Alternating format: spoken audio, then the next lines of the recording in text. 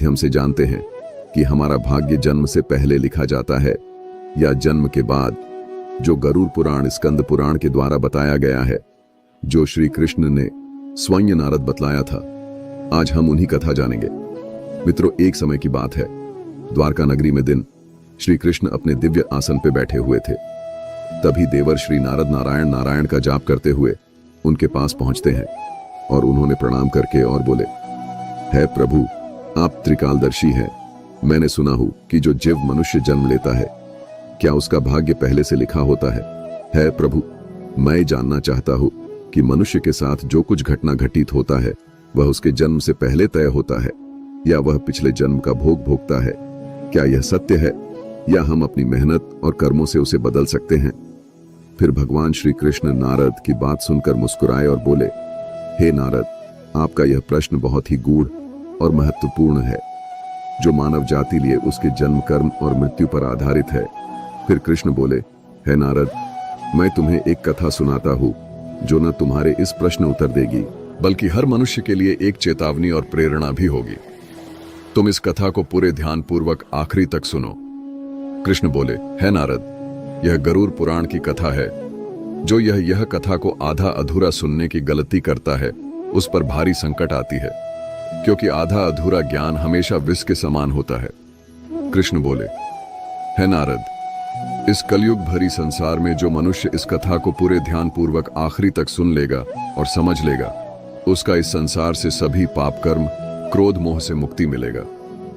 फिर नारद बोले, हे प्रभु, मैं उस कथा को पूरे ध्यान पूर्वक आखिरी तक सुनूंगा, आप उस कथा को निश्चित हो सुनाएं। फिर श्री कृष्ण ने नारद को वह कथा सुनाते हैं। श्री कृष्ण बोले, है नारद, प्राचीन काल में एक विशाल और समृद्ध राज्य था जिसका नाम अक्षयपुरी था। उस राज्य का शासक राजा रत्नधर था। राजा रत्नधर अत्यंत धर्मात्मा और न्यायप्रिय था। वह सदैव अपने राज्य के प्रजा के कल्याण के लिए काम करता था और धर्म का पालन करता था। उसे भगवान से एक संतान का आशीर्वाद चाहिए था ताकि वह अपने राज्य का कार्यभार किसी योग्य उत्तराधिकारी को सौंप सके। फिर है नारद, राजा रत्नधर और रानी दोनों ने कई वर्षों तक तपस्या की। इससे भगवान शिव ने प्रसन्न होकर उसे संतान होने का वरदान दिया। फिर एक दिन भगवान शिव के आशीर्वाद से रानी गर्भवती हुई। राजा और रानी अत्यंत प्रसन्न थे, क्योंकि वे चाहते थे कि उनका बेटा महान शासक बने और राज्य को सुख समृद्धि की ओर ले जाए। परंतु जब रानी ने बेटे को जन्म दिया तो वह बच्चा विकलांग और शारीरिक रूप से कमजोर था। उसके शरीर की हड्डियां टूटी हुई थीं और वह शारीरिक रूप से सक्षम नहीं था। राजा रत्नधर का दिल टूट गया। उसने भगवान से यह सवाल पूछा कि ऐसा क्यों हुआ। तब राजा रत्नधर ने भगवान श्री कृष्ण से मिलने का निर्णय लिया और उन्हें अपने दुखों को साझा करने के लिए वहां पहुंचे। राजा ने भगवान से पूछा, हे प्रभु, मैंने इतनी तपस्या की, यज्ञ किए, फिर भी मेरे बेटे का जन्म विकलांग क्यों हुआ? मैंने भगवान शिव से आशीर्वाद लिया था, लेकिन ऐसा क्यों हुआ? क्या यह मेरे भाग्य में पहले से लिखा हुआ था? फिर श्री कृष्ण मुस्कुराए और कहा, हे राजा, तुम सही कहते हो कि तुम्हारा पुत्र विकलांग जन्मा है। क्या तुम जानते हो कि तुम्हारे पुत्र का जन्म इस प्रकार क्यों हुआ है? यह तुम्हारे द्वारा किए गए पूर्व जन्मों के कर्मों का फल है। यह तुम्हारे पिछले जन्म के कर्मों का परिणाम है, जो तुम्हारे भाग्य में लिखा हुआ था। लेकिन इसका कारण यह नहीं है कि तुम्हारा भाग्य पहले से निर्धारित था। यह घटना तुम्हारे और तुम्हारे बेटे के कर्मों का फल है, जो उसके पिछले जन्मों से जुड़ा हुआ है। राजा ने आश्चर्यचकित होते हुए पूछा, हे प्रभु, क्या भाग्य वास्तव में पहले से लिखा होता है?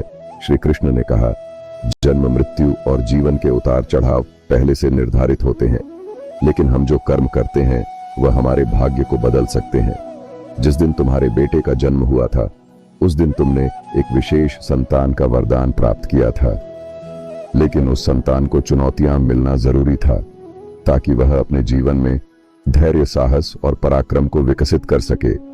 लेकिन उसका भविष्य केवल उस समय के कर्मों से नहीं होता है, बल्कि यह तुम्हारे पिछले जन्मों के कर्मों का परिणाम है। श्री कृष्ण ने राजा रत्नधर से कहा, है राजन, भाग्य और कर्म में बहुत गहरा संबंध है। हमारे कर्म ही हमारे भाग्य का निर्माण करता है। यही कारण है कि हमें जीवन में अपने कर्मों को सदैव धर्म और सत्य के मार्ग पर रखना चाहिए। श्री कृष्ण ने कहा, है राजन, जो कुछ भी तुम्हारे जीवन में घटित होता है वह तुम्हारे पिछले जन्म के कर्मों का परिणाम है। सुना है तुम। यदि तुम्हारा बेटा विकलांग जन्मा है तो यह उसकी आत्मा के पिछले जन्म के कर्मों का फल है।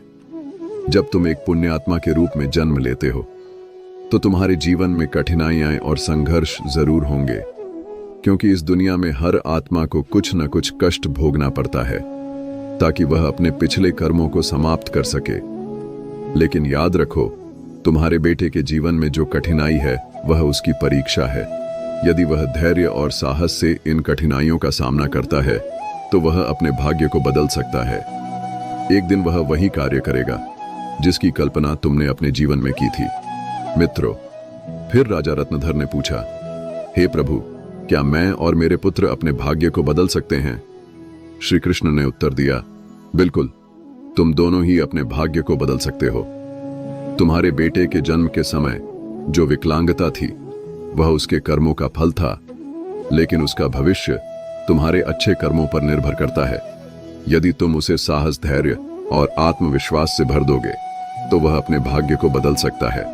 तुम्हारे अच्छे कर्मों के परिणाम स्वरूप वह एक दिन महान बनेगा और राज्य का भार संभालने में सक्षम होगा। मित्रों, फिर भगवान श्री कृष्ण ने आगे कहा, भाग्य एक चक्र के समान है जो कर्मों के आधार पर घूमता रहता है। जब तुम अच्छे कर्म करते हो तो तुम अपने भाग्य को सुखमय बना सकते हो। फिर आगे श्री कृष्ण से राजा रत्नधर ने कहा, क्या भाग्य निश्चित रूप से पिछले कर्मों से जुड़ा होता है? श्री कृष्ण बोले, हां, लेकिन उसे बदलने की शक्ति तुम्हारे हाथों में है। यदि तुम अच्छे कर्म करते हो तो वह तुम्हारे भाग्य को भी सुधार सकते हो। साथ ही भक्ति साधना और सेवा से भाग्य बदला जा सकता है। भगवान की भक्ति से ईश्वर को प्रसन्न करके हम अपने भाग्य को बदल सकते हैं। अगर तुम अपने पुत्र को साहस और आत्मविश्वास से जीवन के संघर्षों का सामना करने की शिक्षा दोगे तो वह अपने भाग्य को बदल सकता है। राजा रत्नधर ने भगवान श्री कृष्ण की बातों को पूरी तरह से आत्मसात किया और अपने पुत्र को शिक्षा देने का संकल्प लिया।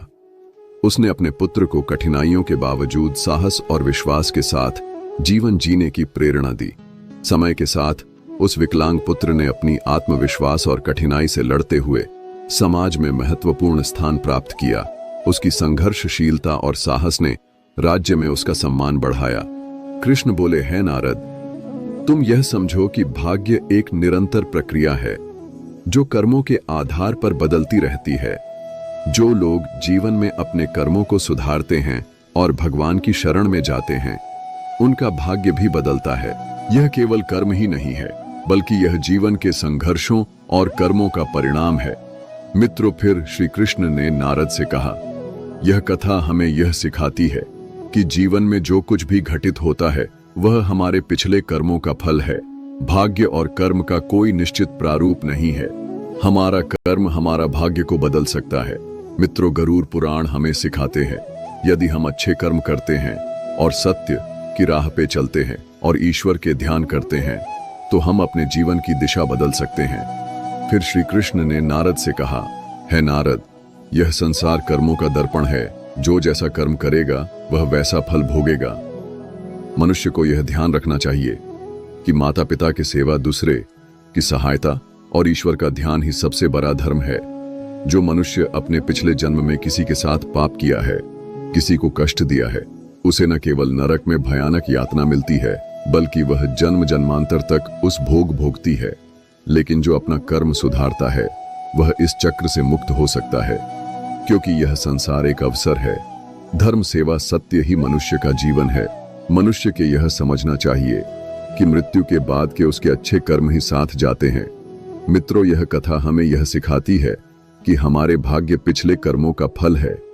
हर पाप का दंड, हर पुण्य का फल निश्चित होता है मनुष्य, तुम अपने कर्मों पर ध्यान दो, स्वार्थ, पाप और अहंकार को त्यागो, धर्म, सत्य और सेवा को अपनाओ, क्योंकि यही जीवन का सबसे बड़ा सत्य मार्ग है।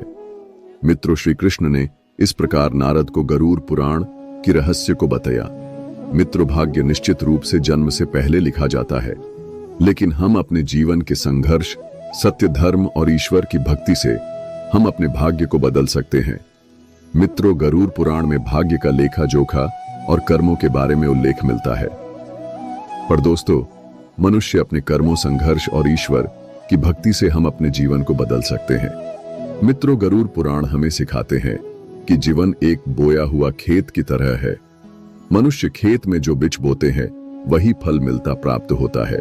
उसी प्रकार मनुष्य अपने जीवन में जो कर्म करते हैं उसका अगले जन्म में उसी रूप से फल भोगता है। इसलिए दोस्तों, गरुड़ पुराण में श्री कृष्ण कहते हैं कि जब मनुष्य का जन्म होता है तो उसके पिछले कर्मों के आधार पर उसका भाग्य उसके जन्म से पहले लिखा जाता है और उस मनुष्य के साथ वही होता है जो उसके जन्म से पहले उसके भाग्य में लिखा हुआ है, जिसे कोई टाल नहीं सकता है।